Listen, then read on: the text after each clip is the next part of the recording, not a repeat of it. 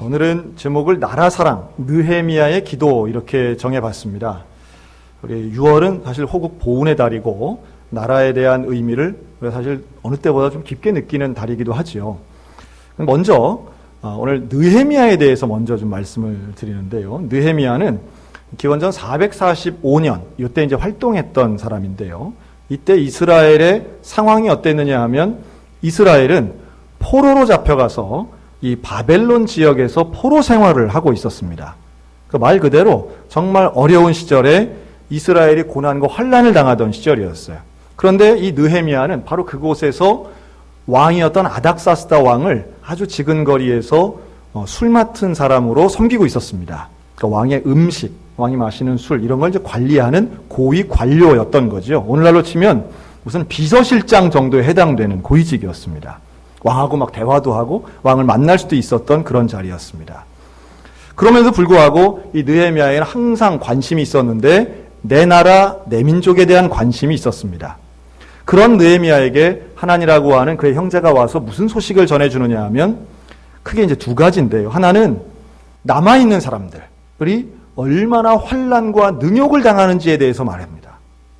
그러니까 포로로 잡혀온 나도 비참하지만 남아있는 우리 민족이 정말 어려움을 당하고 있다는 거예요.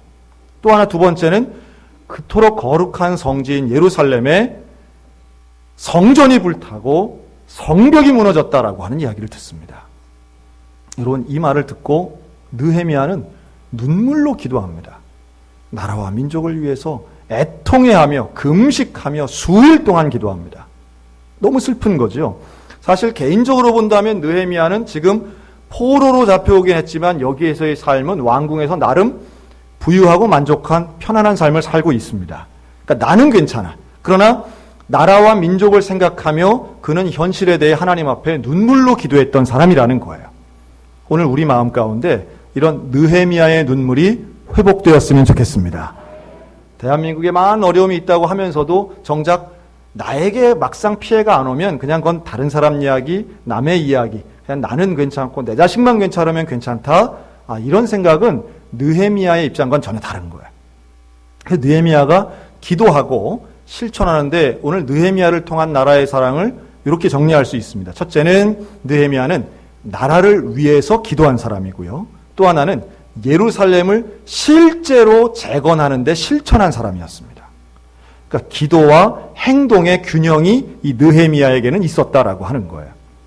그러니까 우리들도 마찬가지입니다. 말로는 무슨 말을 못하겠습니까? 그런데 대한민국을 위해서 우리가 기도하는 것도 사실 일종의 행동의 하나인데 기도하면서 우리가 나라를 사랑하는데 우리 모두가 인생 가운데 실천하여 대한민국을 회복시키는 저와 여러분들이 되셨으면 좋겠습니다. 자, 그러기 위해서는 우리의 기본적인 마음이 대한민국을 사랑해야 됩니다. 여러분 대한민국 사랑하십니까? 네. 근데 제가 고른 사진인데 여러분 이 사진을 보면서 막상 드는 생각이 어떤 생각이 드세요? 몇 년 전만 해도 2002년 월드컵 때는 사람들이 막 태극기를 몸에다가 그리고 다녔습니다. 그런데 어느 때부터인가 최근 들어서 태극기를 들고 다니면 저 한쪽으로는 치우친 사람 아니야? 라는 생각이 들 정도로 어떤 이미지가 좀 분위기가 많이 달라져 있습니다. 안타까운 일이죠. 나와 생각이 다르고 입장이 다르다고 해서 어떤 편가르기를 하거나 진영을 나누는 일은 분명히 대한민국을 위해서 좋지 않은 일입니다. 그리고 태극기나 이런 대한민국을 상징하는 것이 어떤 의도로든 훼손되어서는 안 되는 건 분명하고요. 우리는 대한민국을 사랑하고 또 태극기를 보든지 아니면 어떤 정부의 우리는 도청이 바로 옆에 있지 않습니까? 이런 건 봐도 우리가 지역을 사랑하고 나라를 사랑하는 것은 우리에게 주어진 하나님의 또 하나의 사명인 줄로 믿습니다. 그래서 그래야 되겠죠. 당연히 나라를 위해 기도해야 됩니다. 그럼 어떤 걸 위해서 기도할 것인가? 한번 따라할까요? 안보와 안전을 위해 기도하자. 여러분, 나라가 해야 할 가장 기본적인 것 중에 하나는 국민을 안전하게 지키는 겁니다. 우리 젊은이들이 헬조선 이런 말을 쓰잖아요. 그런데 젊은이뿐 아니라 젊은이에게 잘 보이려고 하는 분들도 그런 단어를 많이 쓰는 것 같아요. 그런데 100번 양보해도 대한민국이 헬까지는 아니지요. 사실 문제는 많이 있지만 고치고 개선해야 될 점은 많이 있지만 대한민국 내 나라를 지옥이라고 하는 건 너무 좀 심했다 생각이 듭니다. 어떤 면에서 그러냐 하면 정말 지옥 같은 나라들이 있습니다. 그것은 기본적 안전이 지켜지지 않는 나라들. 대표적으로 지금 시리아 같은 나라가 그런 거 아닙니까? 집 밖에를 못 나가는, 언제 폭격이 나와서 떨어져서 언제 죽을지 모르는 그런 나라들이 지금 많이 있습니다. 여러분, 대한민국은 상당히 안전한 나라입니다. 그리고 국민의 안전이 지켜지고 있는 나라이기 때문에 지옥까지는 아닌 거예요. 그리고 충분히 많이 발전해서 앞으로도 발전하겠지만 좋은 것도 많이 있지만 우리는 좀 특수성이 있죠. 뭐냐 하면 북한과의 적대적인 대립을 하고 있는 이런 관계 속에서 우리에게 있어 안보와 안전은 누가 뭐라 해도 우선적인 기도 제목이 될 수밖에 없고요. 특별히 한반도에서 가장 북쪽에 살고 있는 우리 강원도 주민들에게는 더더군다나 이것은 우리의 생활의 문제와도 밀접할 수밖에 없습니다. 이거 위해서 기도해야죠. 그리고 마침 오늘은 6월 25일입니다. 67년 전 1950년 6월 25일 그날도 주일이었습니다. 한국 근대사에서 가장 아픈 기억, 정말 비극적인 일이었던 한국전쟁이 일어났던 날 바로 6월 25일입니다. 그래서 오늘은 우리는 사실 6월 25일만 생각하면 이 한국전쟁 벌써 67년이나 되었고요. 아직 67년밖에 안 되었는데도 잊고 지내는 건 아닌가 하는 생각이 듭니다. 여기에는 전쟁을 경험하신 분들도 계실 겁니다. 그때는 춘천 사시던 분들 다 이민이 아니라 피난 가셨다고 그러더라고요. 강원도 이쪽 지역은 당연히 가장 민감할 수밖에 없고요. 또 한국전쟁이 한국 사회에 몰고 왔던 그런 엄청난 피해는 인명피해만 봐도 100만 명의 사상자가 났던 겁니다. 유엔군이 15만 명이 사망했는데 그중에 미군만 13만 명이었죠. 민간인 피해나 또 재산이나 이런 것은 회복 불가처럼 보였던 아주 끔찍했던 일이 바로 한국전쟁 3년 기간 동안에 일어났습니다. 여러분, 다시는 이 땅에 전쟁이 없어야 될 줄로 믿습니다. 그런데 문제는 뭐냐 하면 여러분, 과연 한반도의 전쟁은 끝난 것인가 하는 문제죠. 우리에게는 아직 휴전선이 있습니다. 기간은 지났지만, 시간은 흘렀지만 우리는 아직도 여전히 전쟁이 완전히 끝나지 않았고 갈등의 상황 가운데 놓여져 있다는 거죠. 그 증거가 몇 가지 있습니다. 여러분 기억하실 거예요. 1999년 6월 15일 이날 연평해전이 1차 연평해전이 있었고요. 우리가 월드컵에 취해 있던 2002년 6월 29일 NLL 북방한계선을 넘어온 이 북한의 함선을 통해서 포격을 받아 연평해전 2차전이 있었습니다. 여러분, 이건 실제 상황이었고 전투였고 이 현실에서는 우리의 군인들도 다수가 희생된 전쟁의 장면이었습니다. 또 몇 년 후에 2010년도 3월 26일 모두가 기억하실 거예요. 천안함 폭침이 있었습니다. 이 천안함 폭침을 통해서 천안함에 타고 있던 46명의 우리나라 아들들이 이 자리에 죽어요. 우리가 잊으면 안 됩니다. 7년밖에 안 된 일이에요. 그리고 이들을 구조하기 위해서 수습 작업에 들어갔던 한주호준이 같은 분들은 순직하고 맙니다. 이 많은 분들의 죽음과 희생이 사실은 6.25 이후에도, 한국전쟁 이후에도 계속 있었고, 같은 해 2010년 11월에는 연평도에 포격이 있었습니다. 이건 명백한 도발입니다.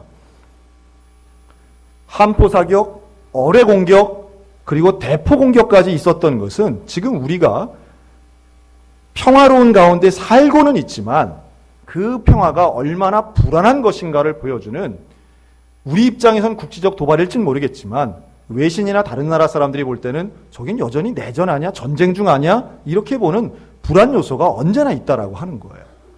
여러분, 안보와 안전은 우리가 기도해야 될 내용이고 한반도의 평화와 통일을 위해서도 마땅히 최우선돼야 될 것이라고 하는 겁니다. 끊이지 않는 북한의 핵위협 계속 이루어지고 있죠. 뭐 핵폭탄이 있냐 없냐 이런 논의는 둘째고, 이들이 계속해서 위협하고 우리를 향하여 공격 의지를 보이고 있는 것은 우리에게는 마땅히 기도해야 될 내용이고요. 유례를 찾아볼 수 없는 21세기의 3대 세습을 하고 있는 북한 정권은 마땅히 무너지고 없어져야 될 정권입니다. 그럼에도 불구하고 우리가 북한 주민을 사랑하고 품어야 되기 때문에 이 한반도의 평화와 안보를 위해서는 우리가 뭐 왼쪽 오른쪽 진보 보수 이런 걸 따질 필요가 없는 거죠. 함께 기도해야 되고 느헤미야가 기도했던 것처럼 하나님 이 땅에 평화를 주시고 이 나라에 정말 회복되는 은혜를 달라고 기도해야 될 줄로 믿습니다. 그리고 이제 현실적인 문제들이 있죠. 뭐 민생이라든가 경제 회복이라든가 사실 우리가 기도해야 되는 대한민국의 문제점들은 이루 열거하기 어렵습니다.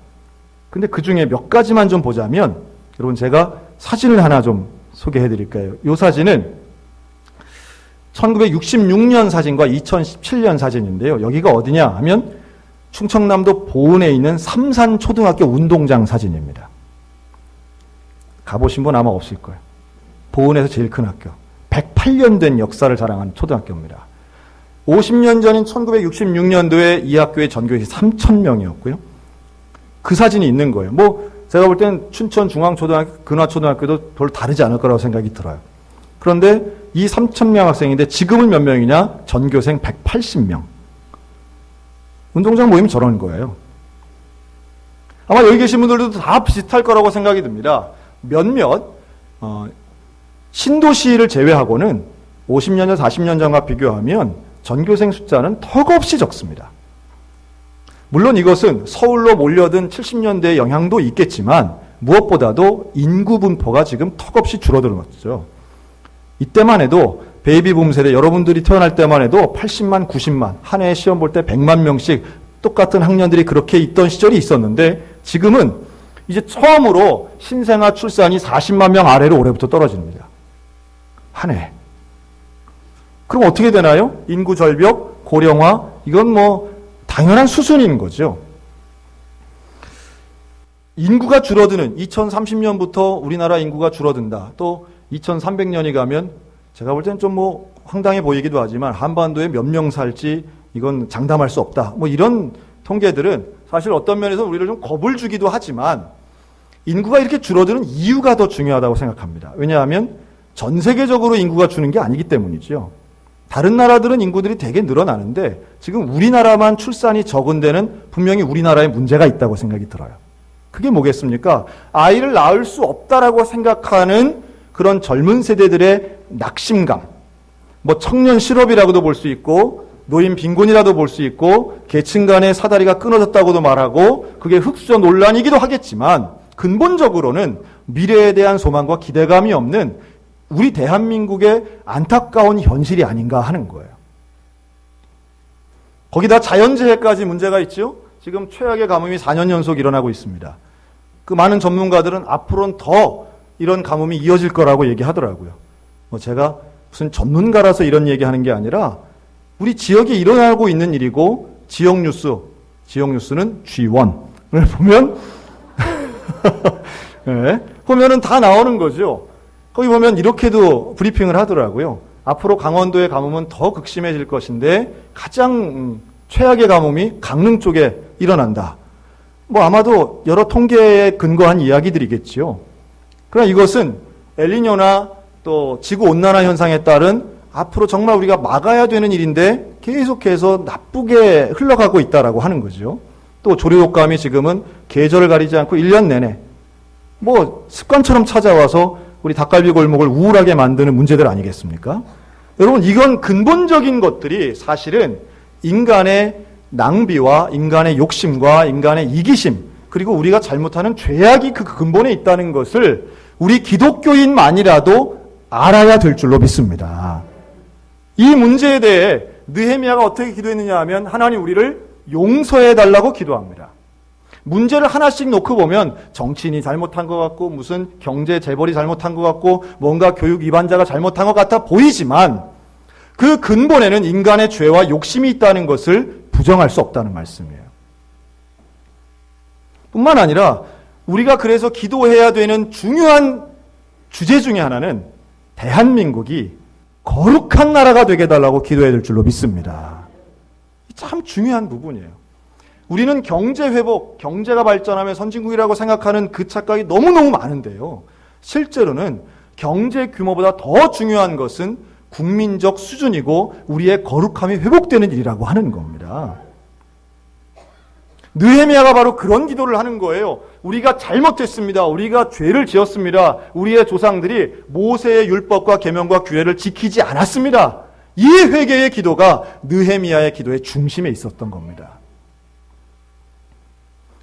여러분, 대한민국에 있는 거룩하지 못한 모습들 여러 가지가 있는데 부정부패 대표적인 거죠. 그리고 오늘 우리 개신교회가 늘 이야기하는 동성애 이런 문제 있습니다. 그런데 조금 다른 이야기를 해볼까 해요. 여러분, 부정부패는 돈 있고 힘 있고 권력 있는 사람들만 합니까? 아니면 돈 없고 힘 없는 사람도 합니까? 제가 청문회를 보면서 깨달은 게 있어요. 야, 청문회 보니까 무슨 부패 3종 세트니 저런 사람들만 시키냐 이렇게 비판하시는 분들이 많은데요. 제가 한번 이런 질문 드리고 싶습니다. 여러분, 위장 전입 안 해보신 분 몇 분이나 계실까요? 집이나 부동산을 사고 팔면서 다운 계약서 안 써보신 분들 몇 분이나 계실까요? 실제로 농사 안 지면서 미래의 투자 가치를 보고 농지를 구입하지 않으신 분들, 어찌 보면 내 입장에서 보면, 개인적 입장에서 보면 나는 위장 전입도 안 하고 나는 그런 것도 안 했습니다 하시는 분들도 물론 계시겠지만, 어떤 분들은 내가 할 때는 너무도 쉽고 아무렇지도 않고 그건 당연히 하는 거지 내가 무슨 대단한 사람이라고 하면서 너무너무 쉽게 주변의 말을 듣고 그런 일들을 했던 분들 저는 분명히 계실 거라고 봅니다. 그래서 제가 그런 분들을 찾자는 말씀은 아니에요. 그러나 어떤 부정부패도 남에게만 적용되고 나와는 무관하다 이런 것은 없다는 거예요. 누가 나에게 잘해주면, 누가 나를 편의를 봐주면 그 사람 훌륭한 사람이지, 그 사람이 나에게 봐준 편의가 불법이라고는 아무도 생각 안 한다는 거예요. 나를 그냥 봐주고 지나가게 해주면 아이고 형 동생 사이니까 좋고 나도 나중에 살해해야지. 그런데 그 행위가 불법이었다는 것을 우리는 생각하지도 않는다는 거예요. 우리는 지금 동성애에 대해서 한국교회는 아주 강력하게 반대하고 차별금지법이 세워지지 않기 위해서 노력하고 있습니다. 전 그것에 동의하고 중요하다고 봅니다. 그러나 정말로 중요한 것은 동성애보다는 음란한 문화라고 하는 거예요. 동성애는 그 음란한 문화 중에 하나일 뿐이지 동성애만 없어진다고 해서 대한민국이 거룩하고 건전한 나라가 되느냐? 그렇지 않다는 겁니다. 만연되어 있는 음란 문화 가운데 결국은 동성애까지도 열리고 있는 현실을 우리는 안타까워하고 슬퍼해야 됩니다.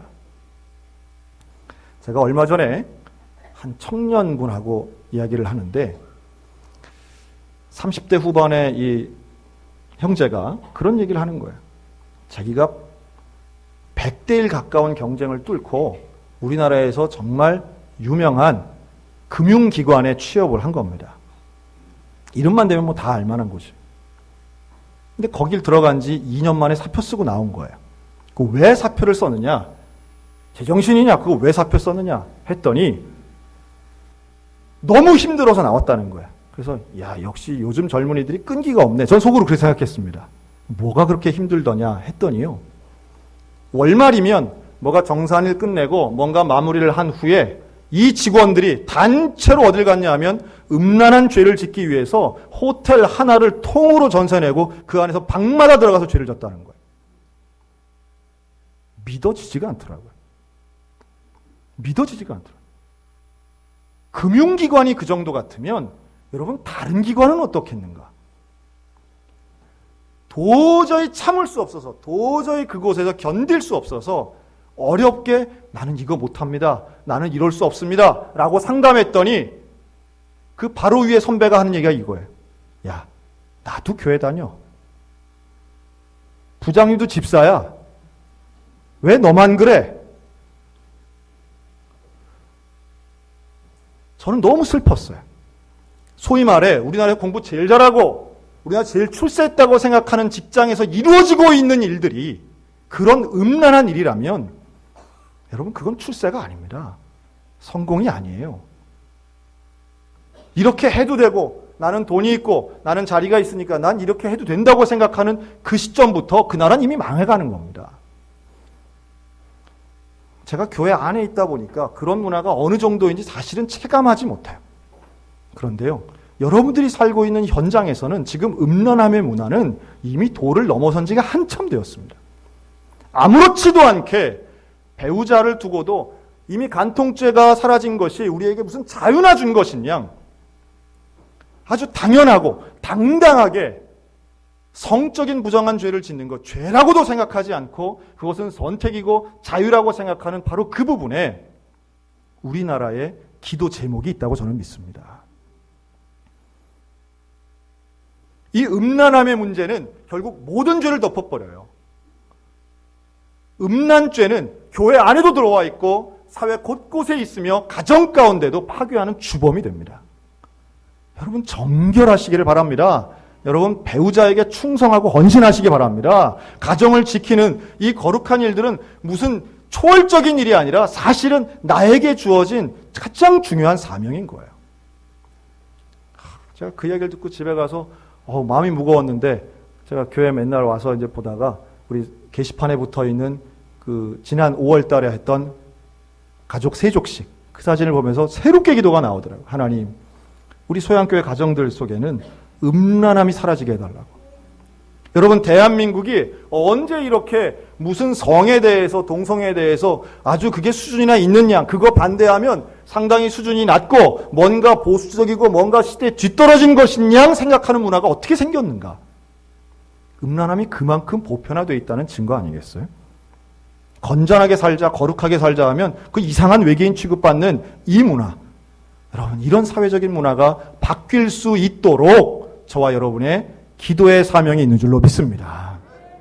그것을 저는 그래서 그걸 민족 복음화라고 이름 붙이고 싶어요.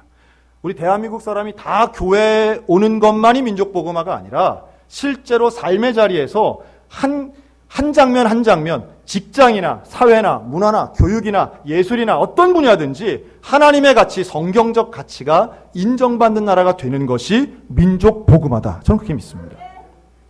이거 위해서 우리 기도해야죠. 교인 수가 늘어나는 건 전 그 다음이라고 봐요. 우리 기독교인들이 복음적 가치를 가지고 살 때 저렇게 사는구나. 저렇게 살아서 변화시키는 사람들이 나타나야지. 나도 교회 다녀. 조직에서 네가 왜 그래? 여러분 이런 기독교인이라면 뭘 어디를 변화시키겠냐는 거예요. 목사님이 현실을 몰라서 그렇죠. 저 현실 잘 모릅니다. 저 현실은 잘 몰라요. 그런데 원칙은 압니다. 하나님이 뭘 원하시는지는 알아요. 느헤미야도 그걸 알았기 때문에 현실과 타협하지 않고 하나님의 원칙대로 살려고 했기 때문에 그는 왕의 술 맡은 가론장을 내려놓고 예루살렘 성벽을 수축하러 간 줄로 믿습니다. 우리에게 필요한 결단이 바로 그런 거죠. 행동하는 것입니다. 아는 것과 현실이 다르다. 아이고 순진한 소리 하고 있네. 이러면서 현실과 타협하며 살아가는 사람이 아니라 빛과 소금처럼 이 땅 가운데 거룩하고 온전하게 살아가면서 때로는 손해보고 때로는 조롱당할지라도 그래도 하나님 나라를 향해 가는 2년 만에 사표 쓰고 나온 그 청년 지금 상당히 경제적으로 어렵게 살고 있습니다. 그러나 제 눈에는 그분이 기독교인으로 보이더라고요. 저는 그런 분들의 이름이 하나님의 생명책에 다 쓰여져 있다고 저는 믿어요. 이 시대에 우리가 해야 할 순교가 과연 무엇이겠습니까? 이 시대에 나라와 민족을 위한 느헤미야와 같은 사람이 하는 일은 과연 무엇이겠느냐는 거예요. 나라를 위해 행동했던 사람들이 있습니다. 우리 그런 분들을 의사라고 표현하죠. 안중근 의사, 윤봉길 의사, 유관순 열사 이런 말을 합니다. 이 의사, 열사, 또 지사, 투사 이런 단어가 있는데요. 의사는 뭐냐 하면 의사는 무력 투쟁을 통해서 나라 사랑을 실천하다가 목숨을 잃은 분들을 의사라고 합니다. 안중근 의사, 윤봉길 의사 그런 거죠. 열사는 뭐냐 하면 무력을 쓰진 않았는데 생명을 바쳐서 나라 사랑을 실천하신 분들이에요. 해이그의 이준 열사, 유관순 열사 이런 분들이죠. 비폭력을 썼지만 목숨을 잃은 분들.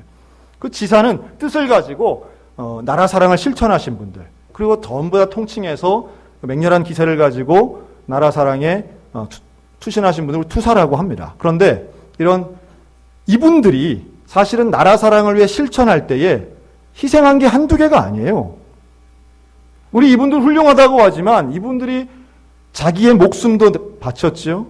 자기의 자녀 가정도 사실은 거의 포기한 상태. 안중근 의사가 하얼빈역에서 총을 쏠 때 나이가 31살이었고요. 윤봉길 의사가 홍구공원에서 도시락 폭탄 던질 때 나이가 25살이었어요. 유관순 열사가 10대 나이에 만세운동하다 끌려가서 죽은 것. 여러분, 그거에 비하면 우리는 너무 오래 살고 있어요. 너무 편안하게 살고 너무 오래 사는 거 아닙니까? 하여튼 제 말을 좀 오해는 안 하셨으면 좋겠습니다. 죽으란 얘기야? 뭐 그런 얘기는 아니에요. 건강하게 오래 사는 거는 물론 중요하죠. 우리의 관심이 많이 있습니다. 그런데 중요한 건 어떻게 사느냐가 더 중요한 것입니다. 계속 평생 그렇게 타협만 하면서 오래오래 살겠습니까? 아니면 정말 하나님이 원하시는 거룩한 삶을 살기 위해 몸부림을 치시겠습니까? 최근에도 이런 일이 있었어요. 안중근 의사, 윤봉길 의사는 워낙 또 먼 분들이니까.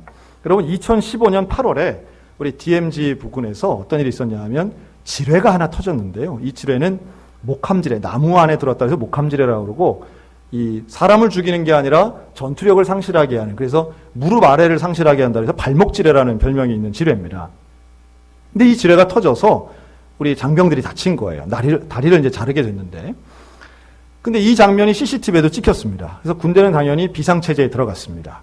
근데 바로 그때에 아마 많이 보셨을 거예요. 이 이후에 어떤 일이 벌어졌느냐 하면 말년 병장들이 서로 전역 연기를 신청하는 일이 일어납니다. 20대 초반에 우리나라 젊은이들이 전역을 안 하겠다. 이렇게 지금 위급한 상황인데, 나 전역 안 하겠습니다. 하고 보시는 것처럼 제가 나온 백골부대상 앞에서 제 후배들이 저렇게 딱 사진을 찍었어요. 참 자랑스럽더라고요. 우리가 볼 때는 20대 젊은이들 끈기가 없고 인내심이 적고 이기적이다, 개인주의적이다 하지만, 그러나 위기의 순간에서는 여전히 나를 희생하고 봉사하고자 마음먹은 나라 사랑 실천하는 사람들 여전히 많이 있다고 저는 확신합니다. 그래서 이거를 민간 기업체들도 인정했죠. 그래서 대기업들이 앞을 다퉈서 이 전역 연기한 장병들을 막 특채로 또 해서 전역한 사람들이 또 땅을 쳤다는 그런 얘기도 있습니다. 부모님들이. 그런데 중요한 것은 여러분, 나라 사랑이 그냥 되지 않죠. 어떤 거룩하고 온전한 일을 하기 위해서, 하나님의 일을 하기 위해서는 양쪽 다 가질 수 없다는 사실을 우리 아셔야 됩니다. 누군가는 희생하고요, 누군가는 헌신해야만 합니다. 그리고 그 일을 위해서 오늘 우리에게 주어져 있는 사명은 무엇인가? 결국 기도하고 실천하는 사명인 거죠. 여러분, 이를 위해 우리 내일부터 모여서 함께 기도하기를 원합니다. 내일부터 우리가 나라와 민족을 위해서 우리 특별 새벽 기도회를 합니다. 여러분, 특별 새벽 기도회는 누구를 위해서 하는 걸까요? 자, 우리 옆 사람 보고 저를 위해서 하는 겁니다. 여러분, 왜 그러냐 하면 교회는 어차피 1년 12달 늘 새벽 기도 하고 있습니다. 하고 있는데 특별자를 앞에 붙이는 건, 전 특별이든 아니든 저는 해요, 새벽 기도를. 특별을 붙이는 이유는 뭐냐? 1년에 이거 아니면 새벽 기도 갈 마음이 요만큼도 안 생기는 우리 사랑하는 가족들을 위해서 배려 차원에서 우리가 특별 새벽 기도 하는 겁니다. 그리고 또 하나는 1년 중에 새벽 기도하기 제일 좋은 때가 언제예요? 지금이에요, 지금. 겨울엔 추워서 못하고, 길이 얼고, 어쩌고 저쩌고, 그러는데, 요샌 해도 일찍 떠요. 해도 일찍 떠. 환해. 무섭지도 않아요. 날씨가 얼마나 좋은지 몰라. 자, 옆 사람 보고 기도하기 좋은 때입니다. 대한민국을 위해서 누가 기도해야 되느냐? 내가 기도해야 되는 거예요. 그리고 나라를 위해서 기도하는 일이 결국은 내 가정을 위한 일이고 내 자녀를 위한 일이고 나 자신을 위한 일이라고 하는 사실이 믿어지셨으면 좋겠습니다. 그리고 우리가 기도하면 안보와 안전을 위해 기도하고 민생과 경제 회복을 위해 기도하고 하나님의 나라와 이 땅이 거룩하게 되게 하기 위해서 우리가 기도하는 가운데에 하나님의 역사가 이루어지게 될 줄로 믿습니다. 하나님의 나라가 이 땅에 임하기를 원하는 우리 소양교회 교우들의 기도가 뭉쳐지고 모여지면, 간절해지면 사람들은 앞으로 더 어려워질 거다, 힘들어질 거다, 부정적인 전망도 많이 있지만, 그러나 하나님의 역사와 은혜는 우리 가운데 오히려 역전의 기회가 기도를 통해서 이루어질 줄로 믿으시기 바랍니다. 느헤미야가 기도할 때에 하나님이 응답하시고 느헤미야가 결단하여 예루살렘에 갔을 때에 결국 성벽이 건축되고 회복된 줄로 믿으시기 바랍니다. 시간이 걸리고 희생이 동반되지만 쉬운 일은 결코 아니지만 기도를 통하여 기적은 시작되는 거예요. 여러분, 우리 소양교회를 통해 대한민국이 변화되는 이번 특별 새벽 기도에 모두 함께 나와 이 땅의 교회가 깨어나고 회복되고 대한민국과 우리나라 국민들이 다시 한번 일어서는 놀라운 기적의 한 주가 되시기를 주님의 이름으로 축원합니다. 아멘.